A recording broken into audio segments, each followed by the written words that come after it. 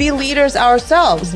Black women are being used by the Democrat Party. All of these socioeconomic indicators are in the negative, particularly for Black people. They want mob rule. When Trump was in office, please somebody tell me what act of dictatorship did he perform? She had Donald Trump's hair on top of her head. And she's sitting here talking about brown girl this, brown girl that. Because she's a Black woman. They would ask her how to spell her first name and clap like sea monkeys. Oh, yeah.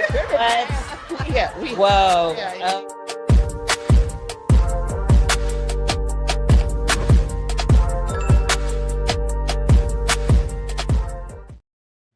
What's up, everybody? It is Friday. This is our Friday Night Live, and it's time for Pop and Politics.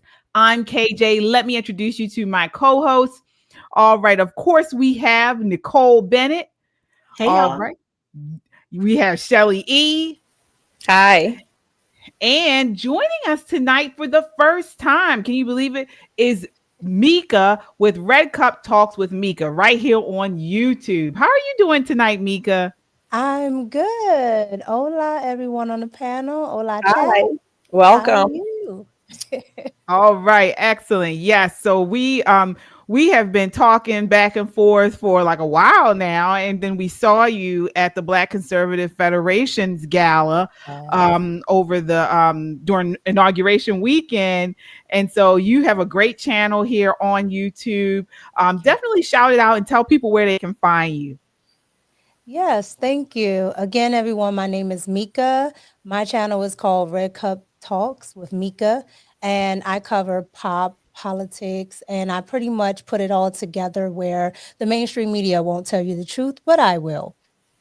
All right, there it is. So we're going to have a good time tonight, folks. I see you guys are already lighting up the chat, and this is exactly what we like. I got to shout out our super chatters. We already have some super chatters here tonight. Thank you all so much. Let's see here. We have Kung Fu CJ, all right, with the $5 super chat. Says, Thanks. oh, it's about to go down, and I hope to be a part of it. Let's get it, ladies. Thank you so much, Kung Fu CJ. All right, and then we have another one. Says, hello, Pop and Politics family. Hello. All right, so thank you all so much. Your super chats go a long way in helping us produce conservative content. As you all know, we are live on YouTube and Rumble. If you're on the go, you can catch us on Apple Podcasts or Spotify under the name Pop and Politics. As I mentioned, we love our chat. We shout out every super chat. So drop your thoughts, show your love, and join the conversation that the mainstream media wishes didn't exist. This is not just a podcast. This is a movement of God-fearing, truth-seeking, America-loving people that value freedom. Stand with us and subscribe so we can amplify this rallying call for freedom.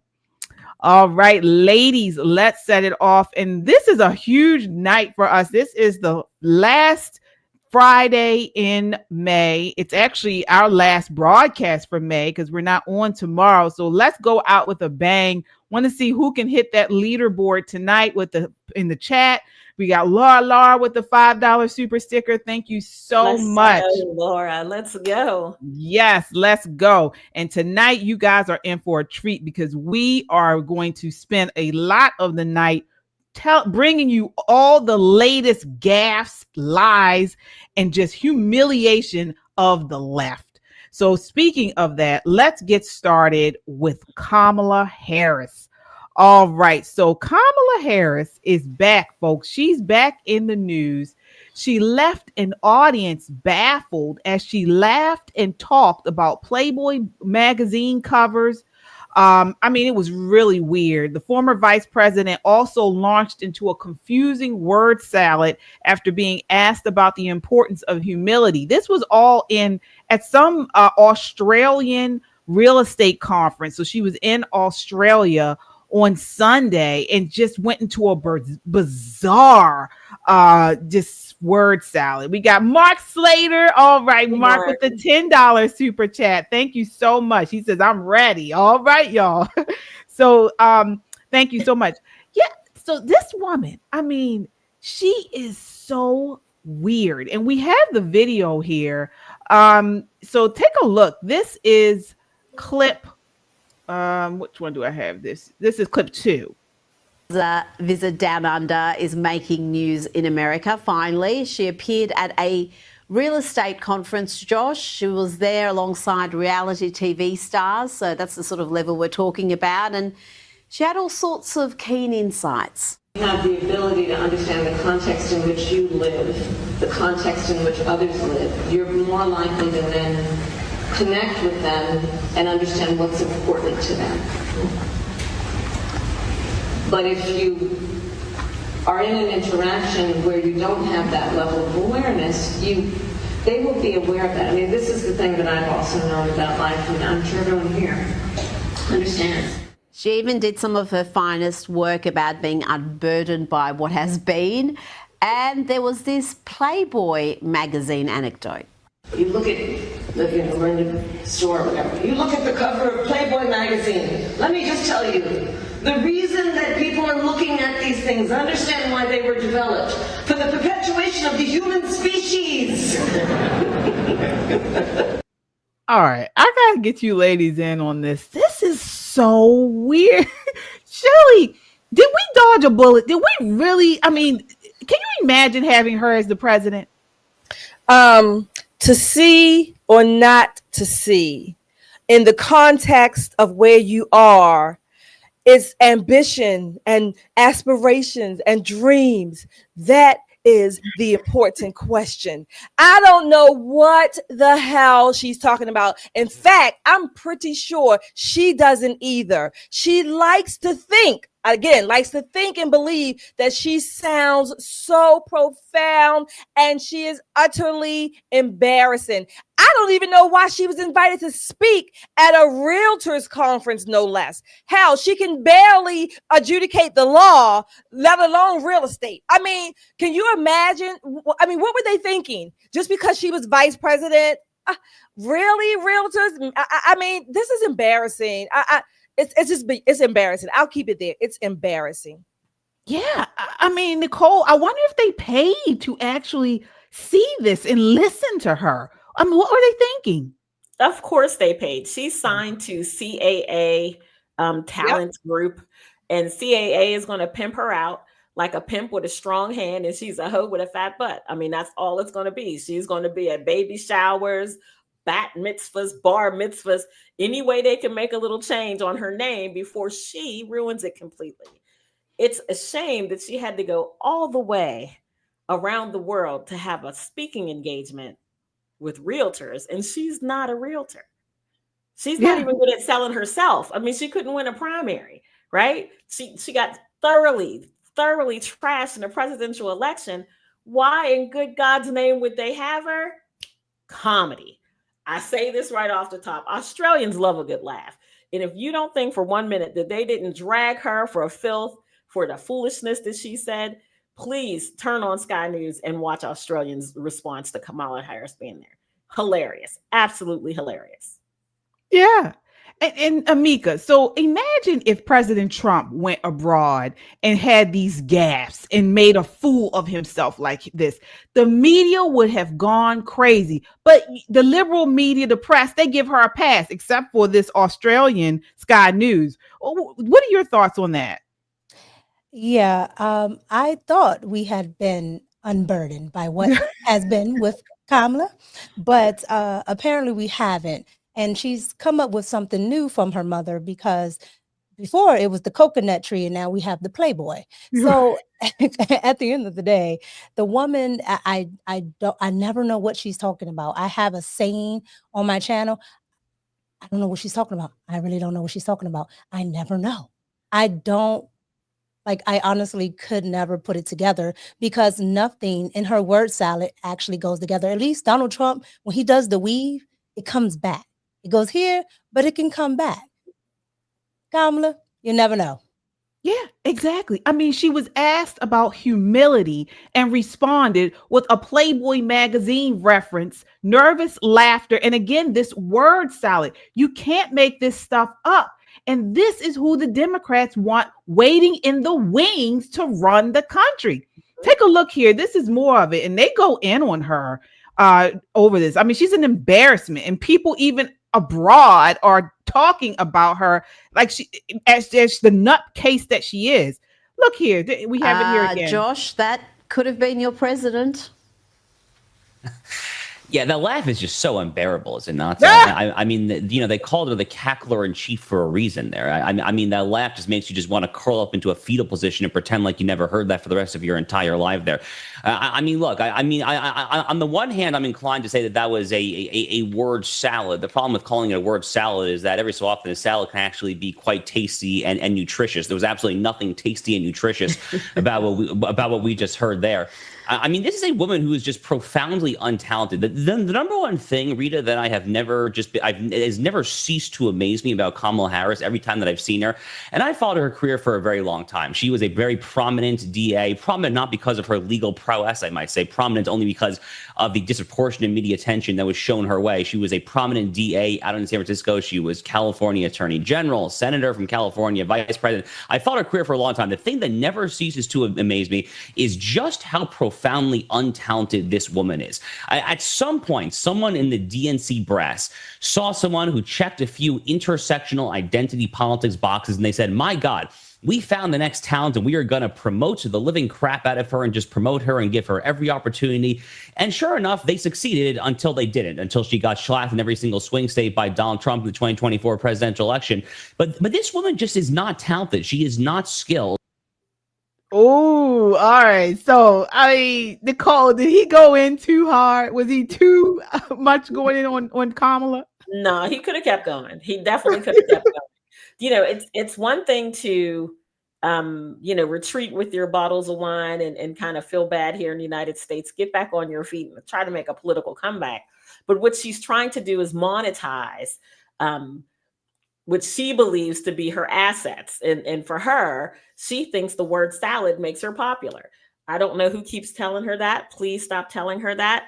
She is not indicative of Black women in America, Indian women in America, Jamaican women in America. Kamala is probably one of the luckiest people politics has seen in a very, very long time. She's always seemed to have herself in the right place at the right time, in the right relationship with the right guy to get to the next step. Yeah. I mean, Shelley, do you think that she really has a chance? Do you think that she's actually going to still continue in politics? She has a chance in a political career.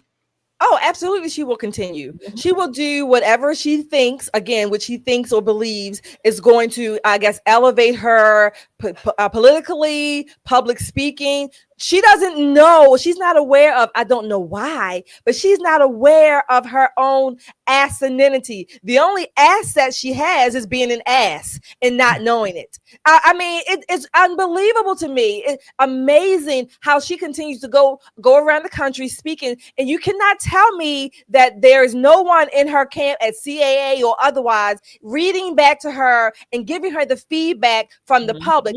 Granted, anybody can get negative feedback, okay? I get it. We can get negative and positive, but somehow or another, the people that should be giving her the real feedback, positive or negative, where it's valid and it has some value to her, they're not giving her that.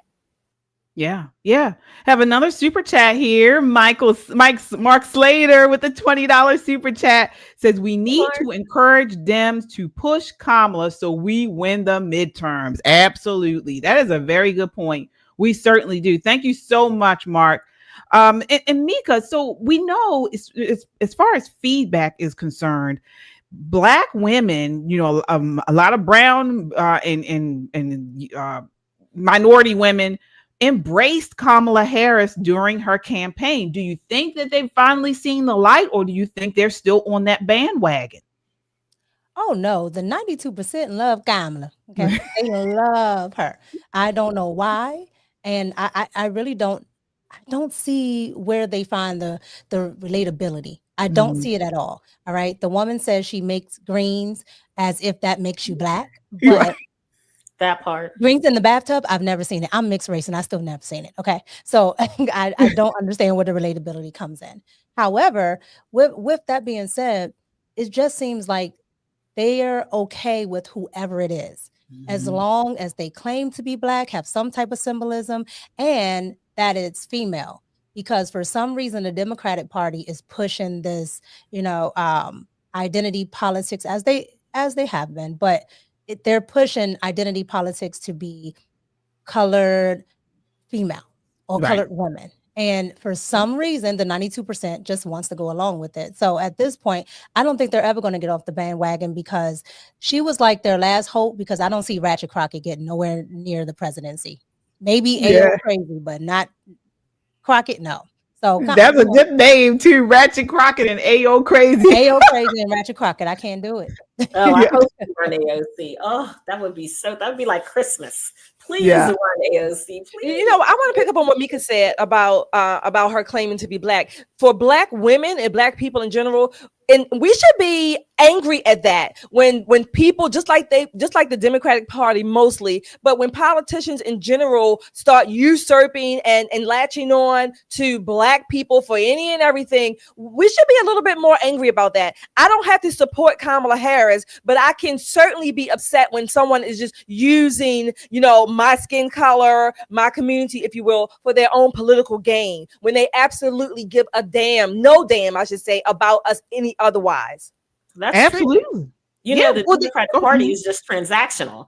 Anything that they think they can use to win, whether it's of value to that culture or not, they do. I mean, David Hogg came out and said, we want younger people. We got to have younger people. We're going to do all of this stuff and primary old people so we can have younger people. And now he's like, well, wait a minute. If it's going to cost me my seat, maybe younger people are not what we should have. Maybe we should just have talented people. Oh, wait, talented Black women. Oh, okay, talented Indian women. Maybe some transsexual people. Whatever the combination is, but please don't take my power away. Where are the values in that? There aren't any. They are transactional. They would trade your skin tone, your sex, your gender, all of that for political power. Correct. Yeah, you're absolutely right. 20%. Yeah, exactly. Yeah. Yeah, we have some super chatters here, folks. Thank you all so much. Let's see here. We have Jessica Zane with a $10 super chat. Says, OMG, I see Mika on another platform. Absolutely love her. And now I get to see more of her political beauty as well. Great addition. Oh, okay. Say hi, Mackenzie, to Jessica's daughter. Hi. Yeah. Hey, Mackenzie. What's up, girl? What's up? Hello. Laura, thank you. Says maybe it's the rum. Yeah, it probably is. I mean, these people are just idiots, and they're all over the place. And again, as you mentioned, Nicole, they don't have any talent. Like they don't know. They're not fighting for everyday people, and they're only there to stay in power. Many of them, and that's why many of them are old and lackluster. And speaking of that, we move on to Biden. So, folks, he's back and more unhinged than ever. In his first public appearance since announcing he has cancer, Joe Biden just told the world he's not mentally unstable and claims he would have won the election again, and bizarrely said he could beat the hell out of Jake Tapper. I mean, you can't make this stuff up. Take a look at this next clip. This is clip 3. And there's also been a lot of discussion recently about your mental and physical capabilities while you were in office. You can see that. I'm mentally incompetent and I can't walk, and I can beat the hell out of both of them. Do you want to reply to any of those reports, and also to the fact that there are some Democrats who are now questioning whether you should have run for re-election in the first place? Why didn't they run against me then? Because I'd have beaten them. Do you have any regrets? No, I don't have any regrets. Look, there's a lot going on, and I think we're in a really difficult moment, not only in American history, but in world history. I think we're at one of those inflection points in history where the decisions we make in the next little bit are going to determine what things look like for the next 20 years. Okay, so Nicole, you heard what he said. Why didn't they run against me? He get real close, like old people. You know, old people, they gotta get really close. They have no understanding of your personal space. This is what he does, and he gets right in and he says, "Why didn't they run against him?" So why didn't they run against him, Nicole? Listen, the DNC crowns their people. There's no fair, partisan type of inter-party election process. They tap you, and unlike what we have on the Republican side, you have to pay your dues at the Central Committee. Most Republican Central Committees don't have dues, but you have to pay your dues, literally money, and then you get the bump up, and then you get the bump up, and then you get the bump up, and that's only if they like you. Republican primaries are wide open. Me, you, and Shelly, Mika, we could run for whatever we want to run for. It makes no difference who you are, your standing in life. So they do it a little different. That's him talking old school Democrat. Why didn't they run against me? Well, because Joe, no one tapped them. They tapped the Black woman because God knows if they would have skipped over her, Black Democrat women would have burnt this country to the ground. So they didn't skip over her, and they thought they had it in the bag. They thought she checked enough boxes, especially coming from him. He's talking about no regrets. If he could remember, he would have lots of regrets. He would have a ton of regrets if he could remember. It's a blessing and a curse, this dementia for him. A blessing and a curse. Yeah. I mean, Shelly, you have a former president saying how he is going to beat up a media person, a reporter. I mean, where is this? This is so bizarre. Well, first of all, Joe Biden doesn't even know that he is old and senile. I'll give him that benefit. Number one, he doesn't know it. He really doesn't. Number two, he's always had these quirks about beating up and fighting somebody, and he can do this. This is him. This is who he is. This is his personality. And number three, the reason he gets so close when older people get close, their eyesight has gone and their hearing has diminished. So they have to get close so they can see and hear better. I mean, that's just physiology. Okay. I'm not trying to mock him, but that's what it is. Nevertheless, we know that he said something in that clip about he's been on the hormone treatment, or he's been on the treatment. I think he said he's been on the treatment for a while now, which again goes to what we were talking about before.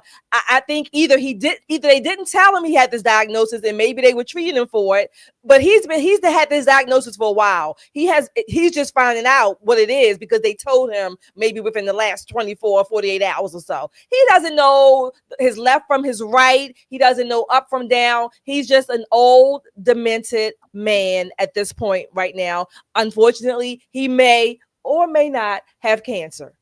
Yeah, Mika, is he creepy or what? I mean, I can't believe this is a former president. Jim Crow Joe is definitely creepy. Smells hair. Like, the man is definitely creepy. On top of that, it wasn't a surprise to me that he says what he says, because he was just, a couple of months talking about, these are the type of guys like to smack on the ass. Like, I don't know what that meant, but that's Jim Crow Joe.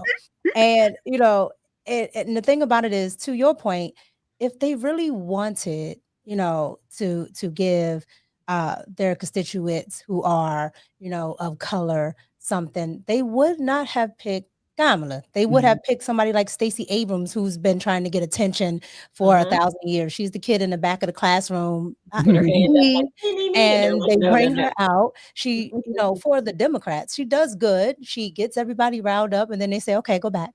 And I think it's because, and this is just my opinion, the Democrat Party will tell you they support, people of color, but there's a certain type of person of color. Okay. And I'm very familiar with it. Growing up in a mixed race household, I'm very familiar with that type of, well, if I have to do this black, I'm going to do that black or this black. And that's what the Democratic Party is used to doing. They did it with Barack, and they went ahead and did it with Kamala. Yeah, you are exactly right. I mean, I go back to the creepy Joe thing because when I was in college, I want to tell you guys this, and I'll be brief, but I was in college and I worked in retail most of the time I was in college. It was high-end retail too. And I remember I worked in the men's department. And I used to have clients that would come in these older men. Now, again, I'm like 20, maybe 20, 21, maybe 21. And they would get so nasty with me. I will never forget it. It was this one guy. He could be my grandfather. And I was standing behind the counter, and he was a regular. He would come in often. And so he was like, hey, he was asking to see some watches, and I'm showing him. And so then he looks me dead in my eyes, and he comes close, sort of like over the counter, and he was like, you look really nice. You such a beautiful young lady. And I was like, oh, thank you. I'm like smiling and stuff. And he's like, you know what I wish I could do? I wish I could pull you up on that counter and go like, hoo, hoo, hoo, hoo. That's what he said to me. I'll never forget it. And I used to get so many weird encounters all throughout that time with these old men. I mean, they would get real close. They'd come up to your face and, try to whisper something like this. Yes, like this, like that. I mean, and it reminds me of Biden. I could see myself fitting him for a suit, and they used to do that all the time. And they would pull up, pull their pants close so you could see the imprint. It was crazy. Like, I could write a book about this time. And Biden reminds me of these men. To share. Biden is worse. Yeah. You're right, Mika. He seems worse. So, folks, thank you so much. We have these super chats here. We have to acknowledge these super chats. We really appreciate you guys. All right, Lar with the $5 super chat says, I think they used Kamala just like they used poor old Joe. You're probably right. Brown Eyes with a $5 super chat says, hey ladies and Mika, you're everywhere. Love y'all. All right, Mika. All right. Come from CJ says Biden will be dead by the midterm election. I think so too. Okay. All right. You never know. All right, folks. Thank you all so much. We have a leaderboard here, I believe. They put this is new to YouTube. And so we have a leaderboard for our chat tonight. And it looks like Jessica Price is number 1, then S-Files, and then Dr. Scott 614 on the leaderboard. So thank you guys so much. So your super chats, your comments all help you to get higher on this leaderboard. And then you get special perks as when they give you a crown and everything once we find out by the end of this live who is at the top of the leaderboard. So super excited about that. Yeah. All right. So moving right along. Come to CJ. All right. He says, I will be 55 tomorrow, and I pray I will never be that way. Wow. Well, happy birthday. Early birthday. Happy birthday. Yes, and no. I know you wouldn't be that way. These people, I didn't pay these men any mind. All right. So moving right along. And again, folks, as you come in, please hit that like button. It really helps to get this video out in front of more people. And we really appreciate that. We want this broadcast to get out to as many people as possible. So we need you to hit that like button. And if you haven't done so already, subscribe. All right. So it's not just these old men, folks. It's the women, too. That takes us to Nancy Pelosi. So Nancy Pelosi's recent stumble on the House floor wasn't just a verbal fumble. It's ignited fresh concern over the mental sharpness of America's aging political elite. Now, while some in the media brush it off as a minor thing, she goes on and on about this stuff, the American people are asking serious questions. Take a look at her here. Is she drinking? Is she drugging? Something's going on. This is clip 5. In my remarks, who was not waste, fraud, and abuse. This special order is. Thank you, and doctor, colleague, physician. Now that's what looks people who need it most and giving it to those who need it less. The bill. This is shameful, and it is a fraud, and it's a shame. Veterans, seniors, the disabled, children, and working families without health care budget. She has a tracheostomy. What do you say? How do you say this? Tracheostomy. Tracheostomy. Tracheostomy. when Trump was president before, I said his name, and the Republicans were in power. When the Republicans... What the hell are you talking about? Who are you talking to? Wow. Only thing that comes to mind for me is to quote a line from Pulp Fiction. I think it was Pulp Fiction with Samuel L. Jackson when he said, she's either on something or coming off of something. Must be some powerful shit. And I can't remember the Pulp Fiction. I know it was Samuel L. Jackson who said it, but this woman, what's going on, Shelley? What's going on with her? Okay, it is funny. It is funny, but I'm going to also qualify that and say be a little bit more technical. What we really call this, I'm not diagnosing her. Let me say that I am not a physician to diagnose her, but she does have a form of mild aphasia. That's what it's called technically. She can get the words out, can't get the words out. She can still speak, but I, in my never to be humble opinion, it's a medical condition, and it's probably as the result of something else. I assume. I'm not diagnosing her. I will keep it there. That's what I think is happening. So number two, the word that she was trying to pronounce was tracheostomy. And basically it's a surgery on your trachea to help someone breathe after some kind of traumatic incident, whatever the case may be. So that's what she was trying to pronounce. Number three, I want to say this because I know there's been a lot of discussion, and we've talked about it before. It's not just a matter of these people being old or dumb. They're not dumb. Many of them are old. Okay, they're old, and they most likely, in my never to be humble opinion, they most likely have suffered some debilitating incident. Whether it be a mild stroke, well, in Joe Biden's form, maybe cancer, but of course it's age related and it's also degenerative or physiologically related. So those are the technical parts of it. Is it funny? It does appear to be funny. What's sad, I'm going to say this is again, what's sad is that people in their lives are allowing them to go on in these positions as if they are 30 years old in their quote unquote in their right mind. Yeah, Mika. I mean, Nancy Pelosi is 84 right now and remains one of the most powerful figures in the Democrat Party and in Democrat politics. What are you thinking? Is this a medical? Is this age, or is it something else? Yeah, I think it's a couple of things. So I took care of my grandmother up until she died, and she had advanced dementia. So when people were talking about Joe Biden, I noticed, certain things because I'm used to seeing it. And so with Nancy, I see a couple of things. I see old age.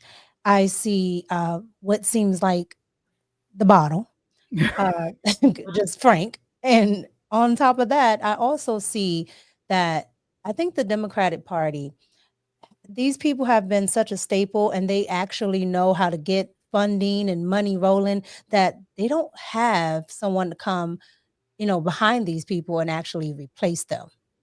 And so, David Hogg was onto something. If I actually liked Democrats, I would have said he was onto something, but I hope he doesn't get any further with it. But he's onto something because the older folks are keeping them where they are because they know how to get the funding. Chuck Schumer gets the funding, gets things done. Nancy, we know what she does with funding and with trade.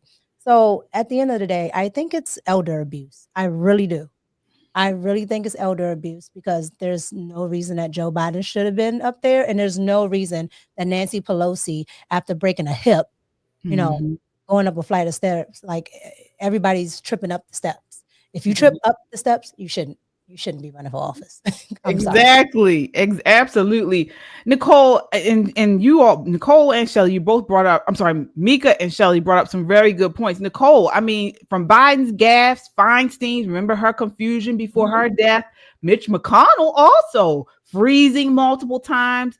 This is a bipartisan issue, but the left doesn't want to talk about their own. What do you think needs to happen here? we talked about it maybe a show or two ago about the HIPAA rights of our leaders, right? So this HIPAA law says that they don't have to announce to you their illnesses. They don't have to tell you that, Nancy Pelosi had, as they said, an injury at an official event. Well, is that injury a mild stroke? Because she's, as Shelley says, and I'm not diagnosing her, but her speech seems aphasic. Like she has the words in her head. It's just not making the connection to her mouth. So she's thinking the right thing and she's struggling to get it out. And it's incredibly frustrating. You see that a lot with people who have CVAs or strokes because their brain is still a little injured, but their mouth is thinking, I'm going to say what I've been dying to say all my whole life. It's kind of like letting a toddler do the speaking for you when your mind is college educated. It's two things that don't jive. And over time, it gets better. But if this is indicative of something much greater illness-wise, looking at the falls, looking at, sometimes people said she was a little hard on the bottle. I don't know. But there was that thing that came out on the game show that said that she spent $52,000 a year of taxpayer money on alcohol from San Francisco to DC and back, So, alcohol related dementia is a thing. It happens to a lot of people who binge drink. You may not be a routine drinker, but if you go out, let's say every other Friday and tie one on, I'm talking about close to alcohol poisoning, you're damaging your brain. And you may or may not seem aphasic. It's hilarious to see someone who was so very mean-spirited to us kind of struggle a little bit. But from a human standpoint, Mika's right, Shelley's right. It's time to sit these old people down. It is elder abuse. It absolutely, let her live out her golden years and live on that money they stole in the stock market and just have a happy life. Yeah, but their ego, it's their ego are in the driver's seat and for most of them, and they don't want to let hold of their grip on power. And as you said, Mika, nobody's behind them to fill in the shoes. We have some super chatters here, folks. Thank you all so much. We certainly appreciate you. All right, King Manasseh, thank you. Says keep up the great show, ladies. Thank you so much. Jessica Zane says, what in the what? Nancy, just sit down. Thank you, Jessica, for your $10 super chat. Veronica with the $5 super chat. Thank you so much. Mark Slater says, Shelley, she's drunk. Stop making excuses with the $10 super chat. All right, Mark again with the $5 super chat says, Shelley, please don't yell at me tonight. Mark, you're going to have to pay me more not to yell at you. Wow. Yes, indeed. All right. Thank you all so much. We really appreciate you all. Thank you. And so moving right along to The View. So CNN, well, actually, we're not to The View. We're talking about this CNN roundtable where they are actually talking about how Bob Iger recently told The View to clamp down their talk about President Trump. And it's actually been substantiated that he actually said that. There have not denied that he told these ladies that they need to, stop all this talk about Trump and the lies and things like that. Take a look here. This is clip one. The hot topic ladies get a stern view from the top. Tone it down, they're being told. Disney chief Bob Iger telling Whoopi and her daytime co-host to soften their rhetoric and talk about more than just Donald Trump and politics. ABC didn't deny the report, but the Daily Beast says the stars pushed back hard. This comes as Trump's intimidation tour hits media companies, including Paramount, whose settlement talks sparked the sudden resignation of CBS News executives. Let's get into it. Now, we have someone at this table that has experienced a little bit. I'm sorry. Maybe I should take this segment. Maybe I should take this segment off. When a certain person was at a certain network, you experienced with the same this. certain parent company. With the same certain parent company. This happened. What do you make of what is happening here? Well, this is what this entire culture and media environment, like Trump is obviously, again, using his position as president to put pressure on these media companies.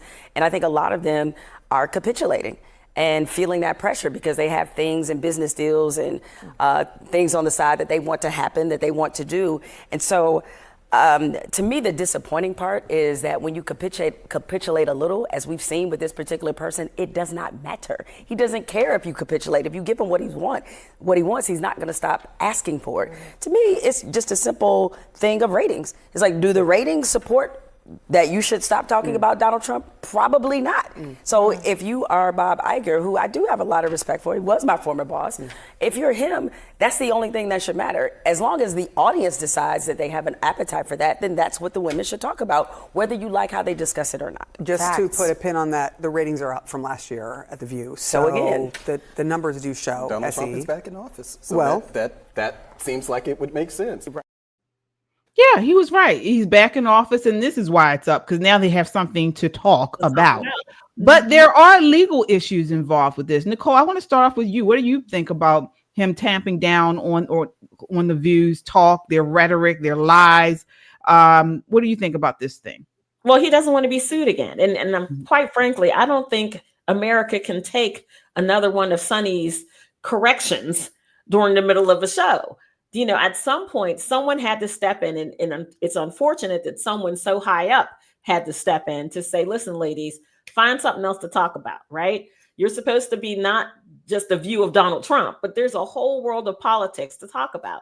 So find something else, you know, cut back on the rhetoric. He's not saying leave them alone altogether. He's saying cut back on the rhetoric and look at open your scope, be a little bit wider. But the cautionary tale is, the young lady who used to work for ESPN, she probably should have just did what he asked her to do, and she'd probably still be working for ESPN. That's a cautionary tale. The ladies on The View should do what their boss asked them to do, or not, and just leave the show and let us have it. That would be Yes, I agree there, Nicole. Before I get you in on this, Shelly, I do want to acknowledge our super chatters, folks. Thank you all so much.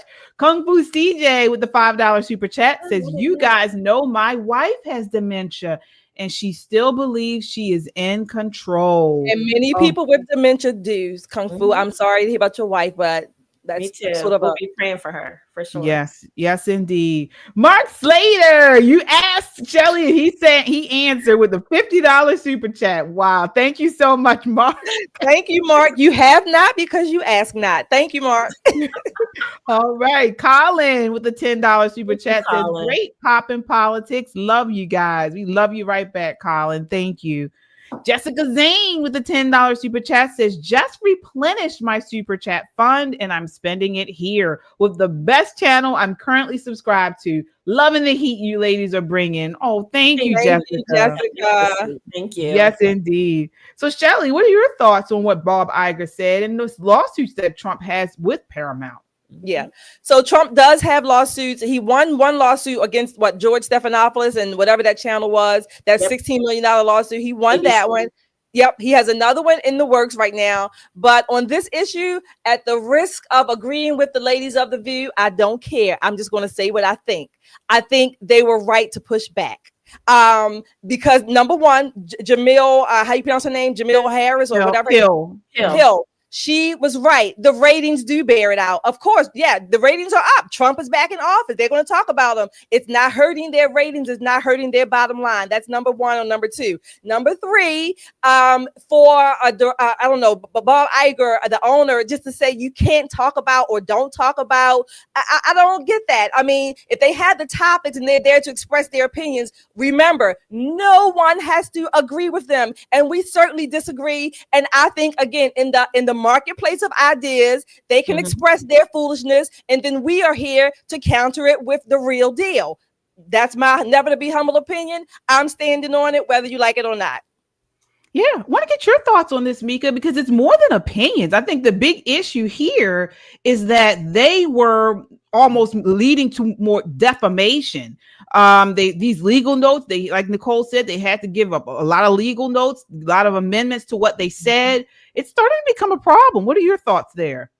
Yeah, and that's what I was going to get at with my thoughts, because they like to say that Donald Trump is, going after all of these media outlets. No, he's just going after the ones that actually lie. He can't stop somebody from saying something about him. You guys have been talking bad about him for years, and it's not doing anything but benefiting him. So why would he stop?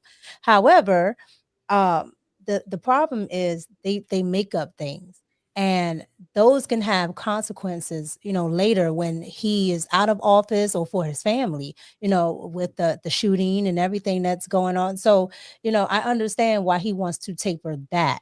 And with, Jake Tapper coming out with his book, you obviously see that the media, even though, conservative media, independent media, we've all been seeing it. But you obviously see that the mainstream media has been doing this for a long time. They've just been lying, and now they have to come to grips with it. So that's one thing. But if he wants them to talk about something else, I don't know why Cloudy Holston isn't talking about her husband in that RICO case. Right. I'm waiting on that RICO case because that's like 200 plus people. I mean, she could be talking about that. Big Tish over there. There's a lot to cover, and they never covered Mendez in his trial. Like, there's a lot to cover on the Democratic side. Now, Joe. Yeah, I agree. And again, they aren't saying or giving these legal notes for nothing. It's a desperate attempt to avoid being sued because they're pushing lies, slander, and misleading attacks. Not only that, but imagine if a Fox News host regularly had to stop for legal cleanups after making unfounded claims.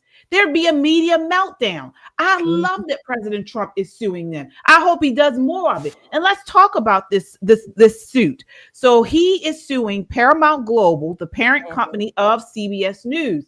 He filed a $20 billion with a B lawsuit against CBS, alleging that a 2024 60 Minutes interview with then President Kamala Harris was deceptively edited to portray her more favorably, thereby interfering with the presidential election. Paramount offered a $15 million settlement, which Trump rejected, demanding at least $25 million and a public apology.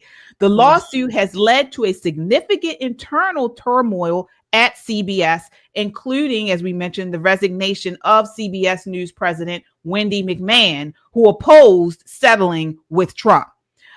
So the case also complicates Paramount's planned $8 billion merger with Skydance Media as the company seeks regulatory approval from the Trump administration. Right. Yeah, see, this is where I will, I guess you call it, break a little bit with my side, because we are the ones who are supposed to uphold free market and capitalism. I get that. I don't agree, again, 99.9% with The View. And I said their opinions, they do get legal notices. And they seemingly, whatever ones they get, they have to read it on air, whatever the case may be. And they may get more off air. They're supposed to do that. They should do that. But just to go out and just say tone down, I don't know. Again, I don't know the specifics of what Bob Iger said. I don't know the specifics of their response. I'm reacting to the reports about it. But nevertheless, in general, again, with me, free speech. When someone just come to tell you what to talk about and what to say about it, well, then you get on there yourself and say it. I mean, that goes a little too far to me. Again, I don't know the specifics, but whether or not I agree with them is not the point to me, because we can, in the marketplace of ideas, we can counter that, and that's what we need to do. That's all I'm saying. You're missing it because no, I'm not. What it's not about the marketplace of ideas. It is about Bob Iger, who owns, he owns Disney, he owns part of the company, is saying, you guys are about to cost me money. I get that. You say something that goes against the FCC, that is something where President Trump, or anyone for that matter, has a case that can bring suit against me, then I'm losing money. And I get that part. I said their opinion. It's the same. Their opinion. Go ahead. I'm sorry. I said their opinion. I said if they have a legal notice, they do get the notices to read them and correct them. And I also said none of us know specifically what he said. We are talking about what's been reported. We don't know specifically what the conversation was. He's saying that they need to stop this stuff. Move on. This is what he's saying, because you guys, meaning The View, is going to eventually cost Eventually, that's a long time. Eventually, because the ratings right now, the instance, ratings don't bear it out. Their ratings are it's up. Not. Their On ratings here, are let's up. say on here, you own a media company. If you have an employee that is reckless with their mouth, that is saying things, and you may be getting emails, or you may be getting legal notes or lawsuits saying, hey, I'm going to file a claim against you if this person continues to libel or slander me. I'm going to take you to court, which most companies don't want to have to deal with it. Exactly. Then the boss or the owner is going to say, you need to tamp down. You need to clamp it down. That part. I said we don't disagree. You're saying legal. I'm saying opinions, and I said they have an avenue to correct the legal part. And again, none of us know specifically what was said. So to just assume that everything he said was only about the negative and the legal, that's not even fair and balanced. To use Fox I think News' it might slogan. be just all about the fact that all of that, either situation can hold up getting that merger. Yep. It can hold it up. And that's all it is. It's all about the dollar. It's all money. And so then basically we're back to to support. We're back to supporting. I'm just saying if that's the case, and it can be. I'm not saying that's not a part of it. But what we're saying is that we ultimately support having anybody's speech regulated.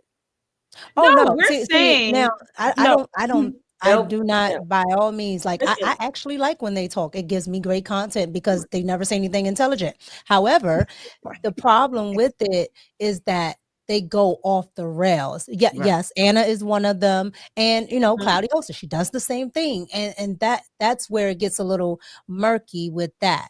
Outside of that, they can say what they like. And we're talking about misinformation. We're talking about consequences. So yeah, you can say what you want, but there are consequences. Right. And Trump's suit is exposing that the real disinformation doesn't come from Twitter posts. It comes from the broadcast studios. Folks, there are FCC regulations on political broadcasting.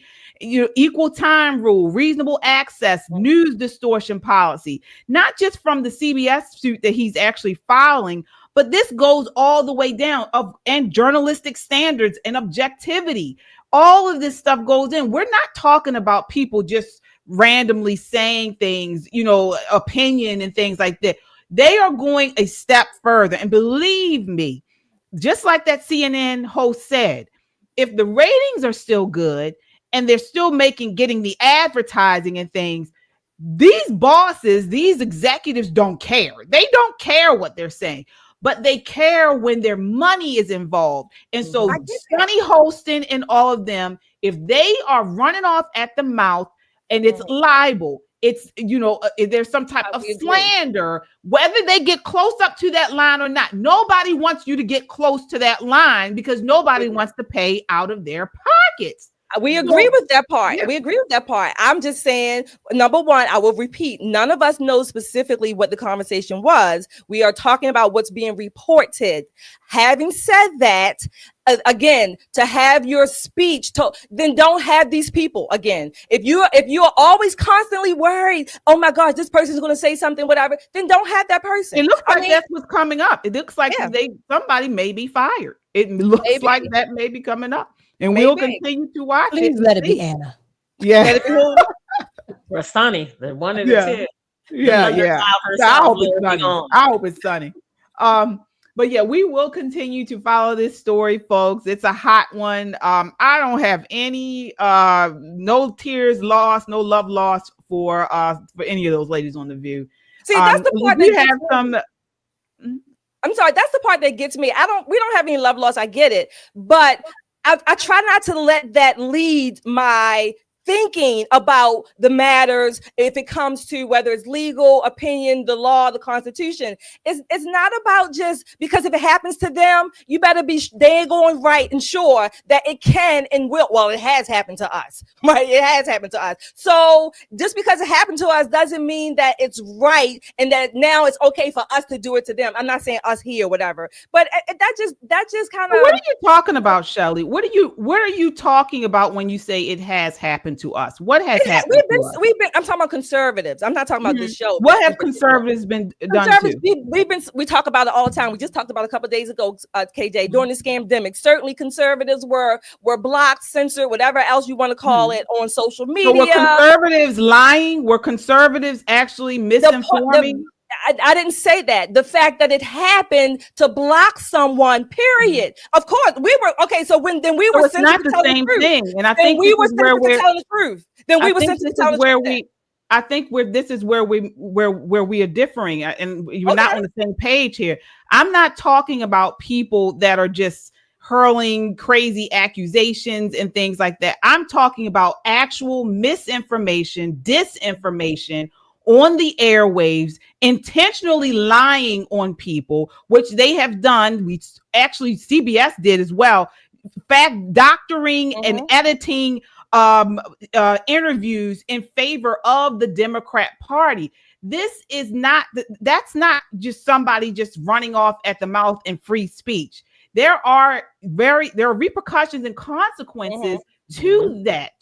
Then these people have to follow FCC regulations on political broadcasting. Again, I'm not missing anything. I don't disagree with you there, which I've said several times. And I want to answer Jude. I think Jude in the comments. No, I'm not making the case that Trump does not have the right to protest. People can sue, protest, whatever, charge cases against people for whatever reason. He has that right. My point is ultimately is standing on free speech. If you as an owner, are you going to be so concerned to not even protect, if you will, protect your employees? Them for years. What are you talking about? I'm saying in general, I'm talking about a concept, KJ, not just a specific view, the view conceptually. If you are so concerned and afraid that your employees are going to do XYZ, then what trust do you have in your employees, number one? Or you're only going to be kowtowing to it's always a legal suit out there. But even when the employee maybe you just need to protect your employees. I mean, all I'm saying is that there is a place for the free market. Like the speech or don't like it, support them or not. Because when it happens to them and we're so gleeful about it, then it can and it has and will happen to us too. Well, I just want to say that there's two different things going on here. There's disinformation, misinformation, and then there's something that the government coined as, I believe, malinformation.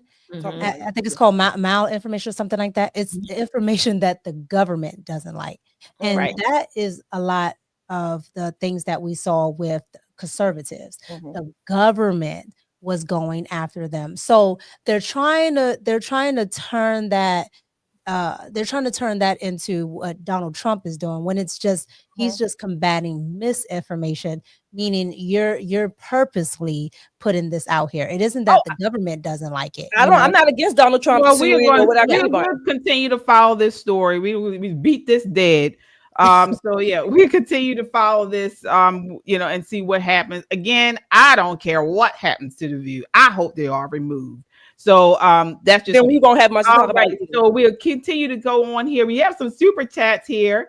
All right, folks. Thank you all so much. Nancy with the $5 super chat says, my dad died from Alzheimer's. I've been saying for years that Joe Biden should be arrested for elder abuse. Absolutely. I certainly agree there. Brown Eyes with the $5 super chat says, every time Trump fights back, they call him a dictator or a bully. I'm tired of these people. Me too, Brown Eyes. I am tired of it too. All right. Let's see here. That's everything. All right. So, folks, thank you guys so much. Please continue to follow us. The super chats actually go a long way in helping us put out conservative content, not just conservative content, but also events. We're not just here on YouTube. We also are in the community. And that leads us to tomorrow. Tomorrow, we have our Informed Voter Power series. All right. So this is our second annual series that we're having here. And this one is focused on the youth. So this is tomorrow at 2:00. Join us for an electrifying live conversation on the political, economic, and cultural forces shaping your future and your vote. So we're going to be featuring real talk with political influencers, student voices, Gen Z perspectives, actionable insight into how to make your voice matter, all from a conservative perspective. So we're inviting high school, college students, young professionals, even first-time or undecided voters who are ready to think for themselves. And let me just tell you what we're going to be talking about. It's going to be some of the conversations we're going to have, navigating modern relationships without losing your values. We're also going to be talking about conservative economics, how conservative economics build real freedom. Also, books, brains, and ballots, how conservative education reforms build stronger communities. And then we also have Beatrice Dean. She is going to be speaking here. She's a Gen Zer on what it means to be a conservative teen in a woke world. So we're looking forward to it. We're going to have a packed house. This is what we do. And so you guys, we just want to let you know your super chats really go to help us put forward events like this. This is a free event to these people. We're having food, speakers, nice venue. So we're really excited. So want to thank you all for your support. All right. So moving right along, got to talk about, we're still on The View and how they hate men. Take a look at this next clip. This is clip 4. To the folks, you want to know what I think? I think it's a waste of money. Maybe these guys should spend their money on teaching men to not be such sexists. Maybe that's But the stats don't bear that out now that we've seen the election results. Donald Trump. So, I mean, what did you think about that exchange, Mika? They don't want men to vote at all? Is that what this is here?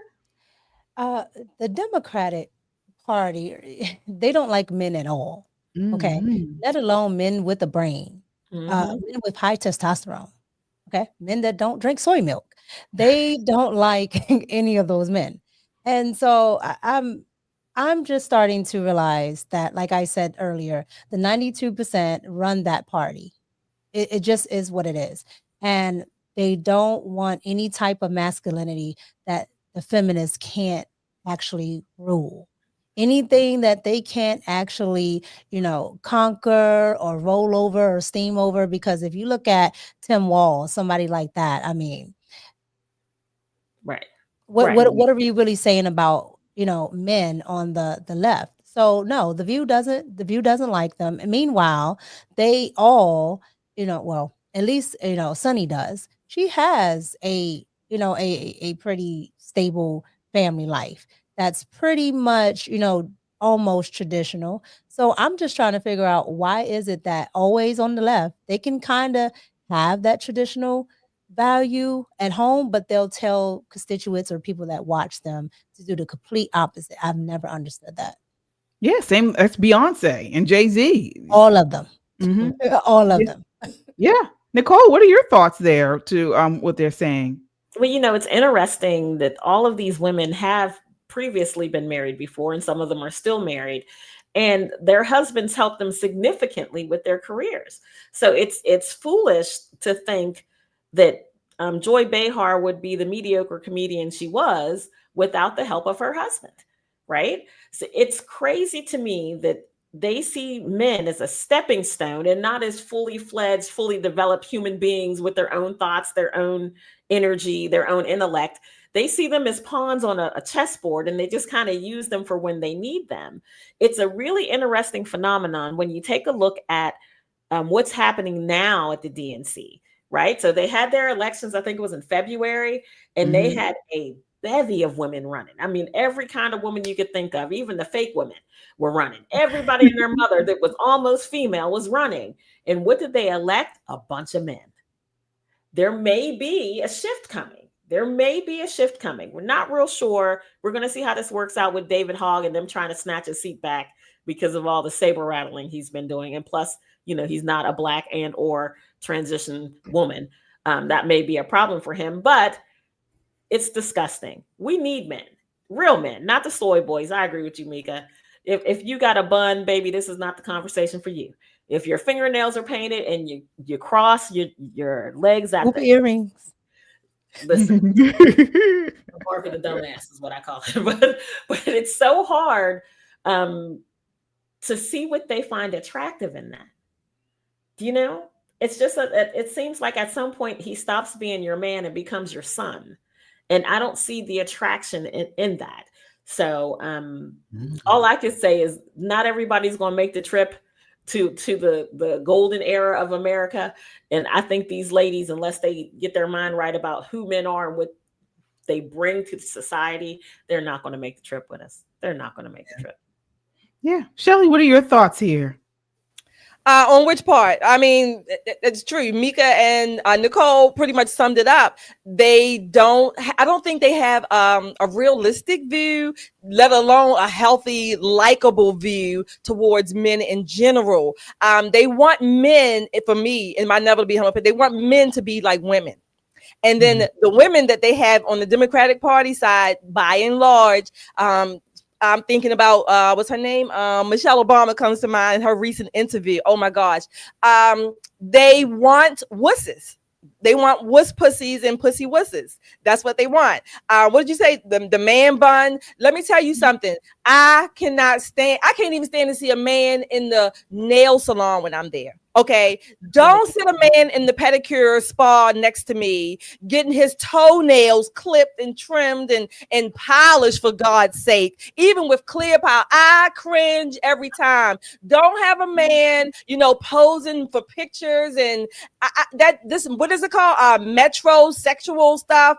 That is metrosexual. To me, I'm going to say gayness. Okay, that's what I don't do that. Don't do that with me. If you're a man, put your hands and grab your crotch every now and then, like guys used to do.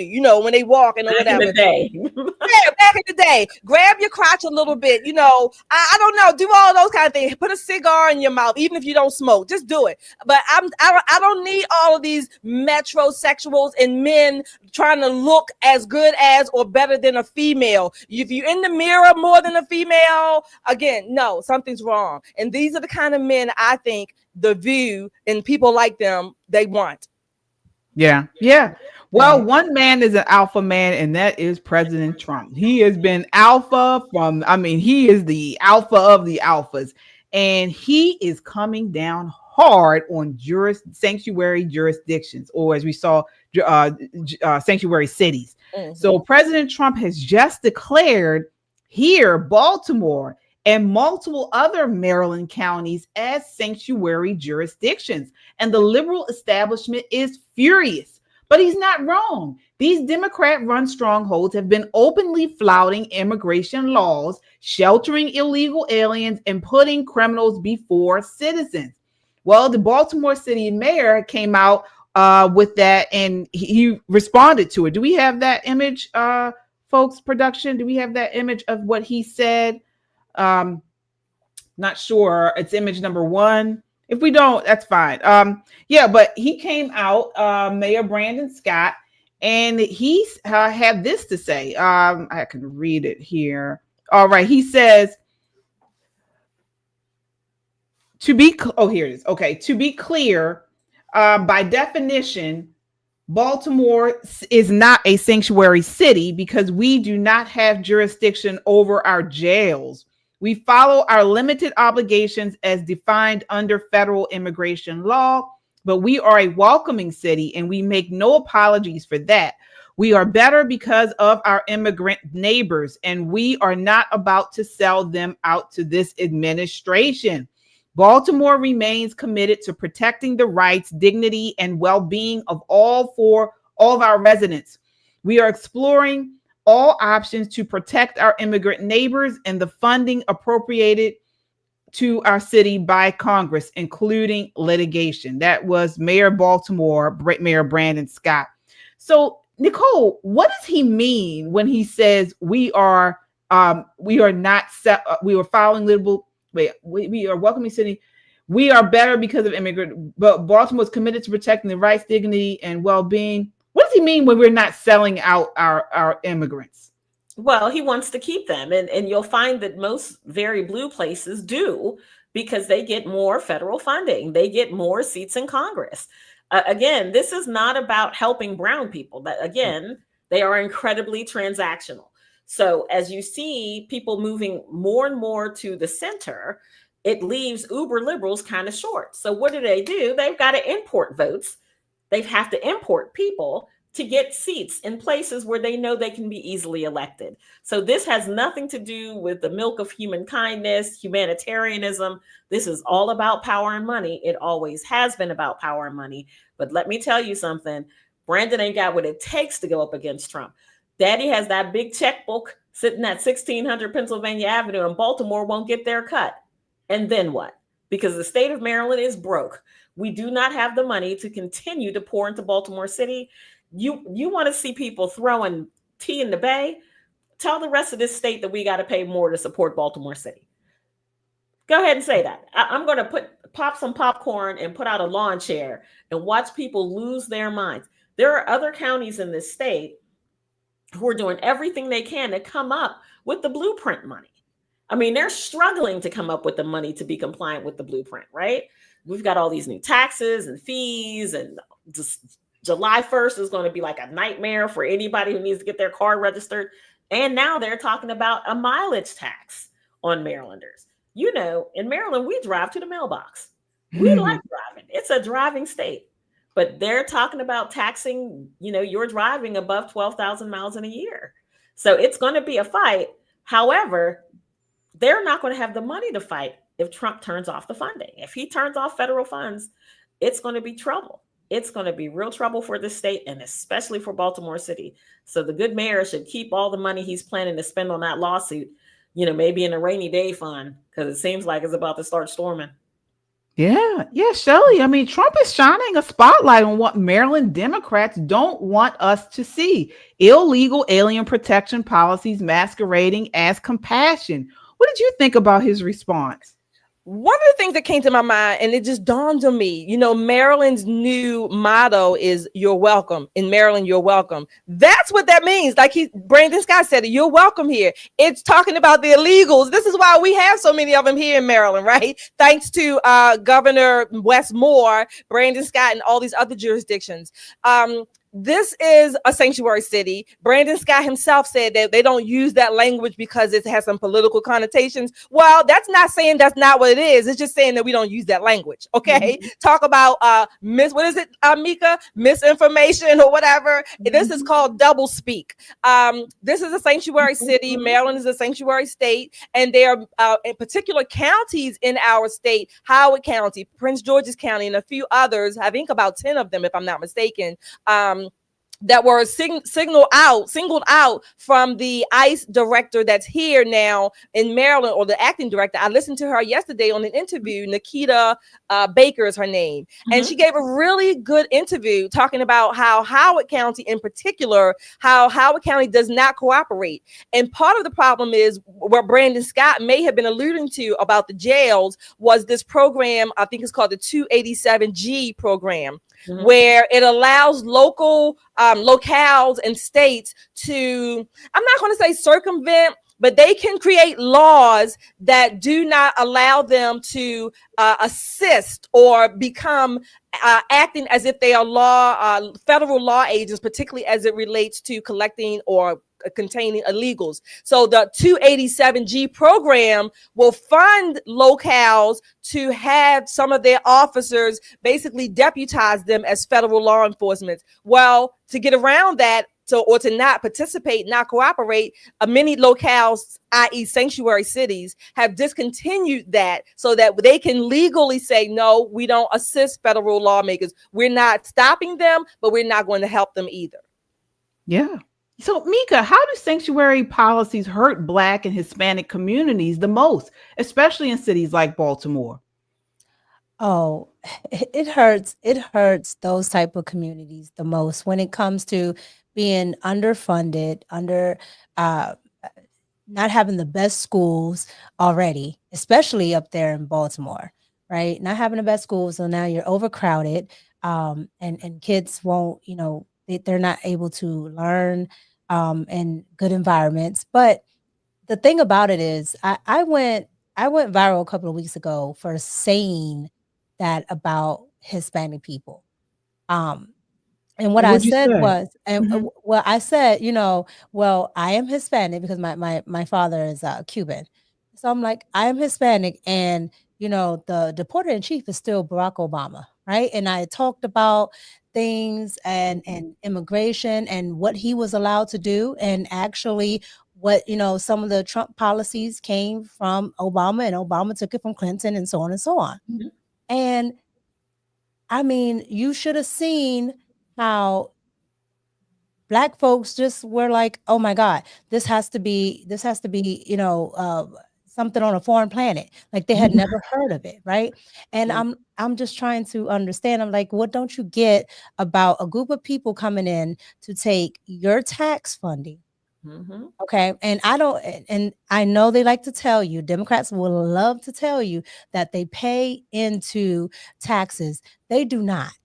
They do not pay into taxes. Like that is my area. Okay. My degrees in mathematics and accounting.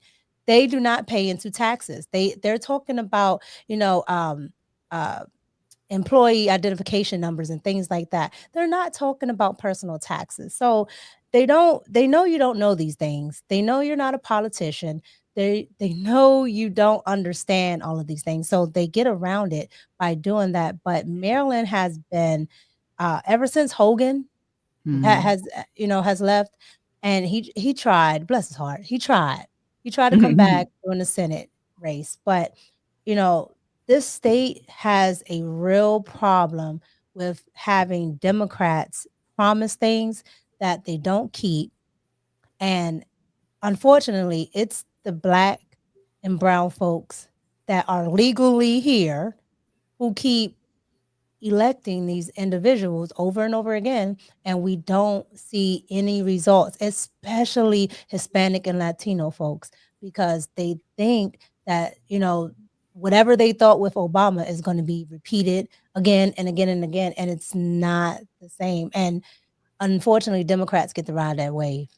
Yeah, you're exactly right. And this is why, it's crazy because, these mayors won't protect the local jurisdictions. And Democrats won't protect their citizens. So now it's time, you see Trump doing it, and the American people are watching. And so he's saying, look, you guys, these illegals put a strain on social services, on public schools, on crime, all kinds of things. And like you mentioned, Mika, it's Black and brown people that are hurt the most. And so in reality, they need to be thanking President Trump is really what they need to do. But you won't see that. We won't see that. So I'm sorry. What's interesting, Mika, is y'all didn't hear this from me, but there's a very good chance that Larry Hogan may put his name on a ballot again soon. I hope so, because all they were saying with that Senate race when they were having a debate, he was saying, you worked for me, you understand, I'm good with budgeting, this and that. And all she could say was, but you support the Trump agenda. And that was it. Yeah, that's all it took. I mean, this is a place, and I hate to say this, I have several friends that worked in Trump's first term who used to live here in Maryland, highly qualified people. Couldn't get a job nowhere. We call it Trump stink. They had the Trump stink on them. They had to go to Virginia and get jobs. And they were like, oh, you got the personal property tax in Virginia. It's going to cost me a fortune. It's cheaper to live in Maryland. Well, look at them now. They're thriving. And here in Maryland, we've got so many taxes. It is almost impossible to save any money, to gain any money. It's almost impossible. I mean, I know people who make good livings, who got 3 or 4 side hustles just to make ends meet. It's getting worse and worse every day. Worse and worse every day. I like Ed Hale. You saw Ed Hale put his hat in the ring. Yeah. So I like him too. That's definitely a story there where a guy who came from humble beginnings and became this, multi-millionaire, has a lot of roots in Maryland here. So I wouldn't mind him. He's working with Gonzalez. So the gentleman who does the Gonzalez polls, he's working with Gonzalez. So we were all on radio show maybe a week or 2 ago, and I thought he had some really good ideas. Yeah, he's a businessman. You know, he's definitely a businessman. So he would bring a lot to the table. So we will certainly follow that race and see what happens. We have a super chatter here. Josh Winston with the $100 super chat. Thank you. Yes, says Maryland needs the pop and politics superheroes. This is in support of your event tomorrow at BWI. I'll be, yes. He says, I'll be back in Oxon Hill later this year and will absolutely attend one of your live events. Go get them, gang. XOXO. Thank you, Oh, Josh. Thank you, yeah. Josh. Thank you so much. We really appreciate you. Thank you. Yes, indeed, folks. Last topic of the night, Leticia James. Folks, again, talking about President Trump. He has these people on edge. So here is a clip of New York AG Leticia James stumbling over herself and trying to explain herself and the fraud, the alleged fraud that is coming down against her. This is hilarious. Take a look. Clip 2. What's up, guys? This is Giovanni, co-founder of Metro Conservative Media. We are the definitive home for the urban conservative. You think you got what it takes? Go to metroconservativemedia.com and click join the movement now. As you know, we filed a lawsuit against Donald Trump and his family. We secured $454 million judgment against him, which is on appeal. The case is on appeal. I have no idea when that case will be decided. This investigation into me is nothing more than retribution. It's baseless. It has to do with the fact that on a power of attorney, I mistakenly indicated that I was a state of Virginia, but prior to that, I had indicated to the mortgage broker that in fact, in bold cap letters, that I am not a resident of Virginia and never will be. And in the mortgage application, I indicated that I would not live in Virginia and I was not a resident. They just took the power of attorney and they're using that as a basis for enforcement for their investigation, when in reality, the power of attorney was never used to determine my eligibility for a mortgage for my niece for a home in the state of Virginia. My niece who has children, and because I am a bit on, I wanted her to have a home. Wow. All right. You see how she stumped down before this. Miss Loudmouth was all in the cameras and she was, talking all crazy and she was going to take Trump down and she wasn't afraid of him. Now it's stuttering. She's afraid because she know he has her on the ropes. I want to get your thoughts on this. Before we do, we got to acknowledge, Mark Slater laid down the gauntlet again. Mark said with the $100 super chat. Wow. Says Josh, you are so good. Yes, says Josh, I waited patiently for a challenge. Let's go. Mark did it last week. I saw it. Yes. Mark does it all the time. He just be waiting on folk in the chat. Like, come on. Folks, he is putting down a challenge. He just put down $100 super chat. Can anybody outdo Mark Slater? I don't think so, but we will see. We will see. Thank you so much, Mark. We really appreciate you. Oh my gosh. All right. Shelly, what did you think about that exchange with Leticia? Tish is on the run, and I don't think she can run too fast. Okay. But Trump does have her running, and whatever other lawsuits that may come from all of this. Being a good aunt is not measured by the house you buy for your nieces or nephews. Come on, Tish. You can do better than that. I mean, you are an attorney general. You are an educated woman, right? You have all of these JDs and whatever other degrees you have on your wall. At least come up with a better argument. You're supposed to be able to present a good argument in court. Well, now you are in the court of public opinion right now, but soon you will be in front of the DOJ. Let's go. Absolutely. Nicole, what are your thoughts on this whole mortgage fraud with her? Do you think something's going to happen with this? Oh yeah, we're not going to let it go. It's like a pit bull with a greasy pork chop bone. But I have to say, I kind of like humble pie Tish. She's a whole nother human being now that the rabbit's got the gun. It's definitely no fun for her.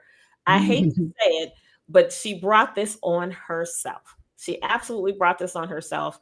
And hopefully all of the grease she has on the wall, like Shelley says, can help her do something more productive with her life outside of being AG, because that ship has definitely sailed at this point.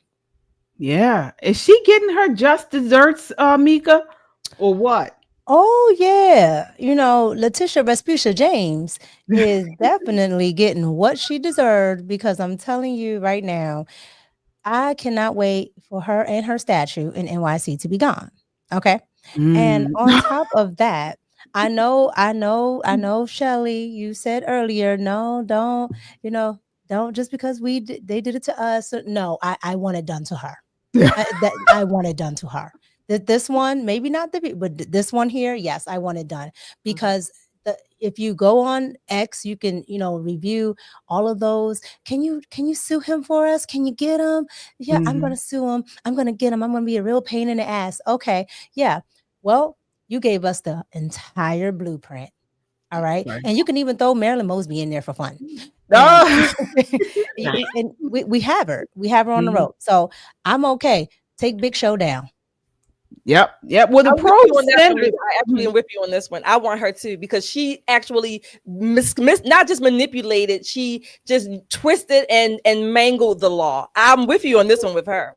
Yeah. Well, the probe centers on a 2023 power of attorney document in which James declared a Norfolk, Virginia property as her principal residence, despite serving as a New York's top law enforcement official and residing in Brooklyn at the time. She's also accused of misrepresenting the unit count of her Brooklyn brownstone, listing it as a 4-unit property to qualify for better mortgage rates. And even though the city records indicate it has 5 units.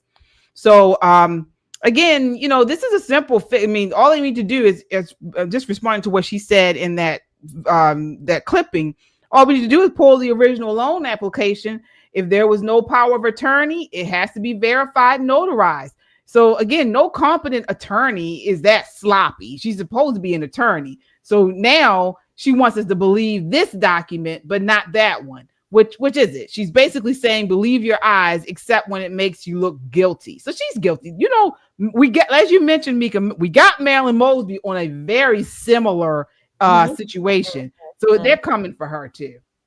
I will say this, because I want to be not fair. I don't know if that's the right word, but I'll use fair for now. I will say this in her defense. Allegedly. Right. Yeah, we know you gotta be a stickler for the law. I think when she was allegedly living in Virginia, or at least she was supposed to be living principal residence in Virginia, and she was working in Brooklyn, does New York have that law that if you're the top law enforcement officer that you need to at least live in the state, she can be forced to return all that salary back to New York, because she did not technically live in the state. So, no matter which way she turns, she's got some trouble coming. She's got some trouble coming. A lot of these liberal cities have that same law. DC had it when Kathy Lanier was top cop. Okay. Mm-hmm. She had that same issue, and she made sure she bought her, a little townhome over there in New York Avenue, just so she can say, I'm in DC. Mm-hmm. So they all do it because they don't want to live, in their districts, around their constituents. They don't really like it, so I can't wait. Me either. And I want to hear from the chat. I mean, should Leticia James be investigated and charged the same way she pursued President Trump? Or are we looking at another elite escape from justice? You guys sound off in the chat. We'll definitely check out the comments after this broadcast, but I'm curious to see what you all think as well. All right. So that does it for us tonight, folks. Thank you all so much. Thank you, Mika, for joining us tonight. I want to ask you final thoughts for the audience, and please shout out anything that you have coming up, any way you want people to find you. Definitely shout it out. Yes, thank you. I had so much fun.